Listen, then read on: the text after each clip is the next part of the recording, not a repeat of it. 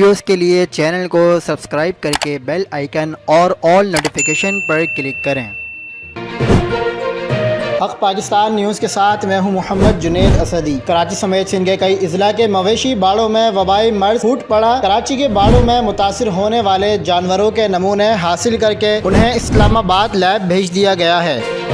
آپ کو بتاتے چلیں، کراچی اور اندرون سندھ کے متعدد مویشی باڑوں میں بڑے پیمانے پر مویشیوں کو متاثر کرنے والی بیماری نے پنجے گاڑ لیے ہیں۔ ڈیری کیٹل فارمرز ایسوسی ایشن کی نمائندگی کرنے والے شاکر عمر گجر کا کہنا ہے کہ کھالوں پر زخم بنانے والی بیماری نے ان کے مویشیوں کو متاثر کیا ہے۔ ہم نے اس بیماری کی علامت کے حوالے سے انٹرنیٹ پر پڑھا ہے۔ یہ علامت ہمارے جانوروں کو ہونے والی بیماری سے مشابہت رکھتی ہے۔ اپنی ایسوسی ایشن کی طرف سے انہوں نے محکمہ لائف اسٹاک سے مطالبہ کیا ہے کہ یہ بیماری سانگڑ، سکھر، میرپور خاص، حیدرآباد، خیرپور اور کراچی میں پھیل چکی ہے، لہذا صوبائی سرحدوں کو بند کیا جائے۔ اس کا کوئی علاج نہیں کیونکہ یہ نئی بیماری ہے۔ ان کا کہنا تھا کہ فی الحال اس کی کوئی ویکسین دستیاب نہیں ہے۔ بیماری کے سبب جانوروں کی شرح اموات تو کم ہے، لیکن انہیں وزن اور دودھ کی پیداوار میں کمی کے مسائل پیدا ہو رہے ہیں۔ مزید خبروں کے لیے دیکھتے رہیے حق پاکستان نیوز۔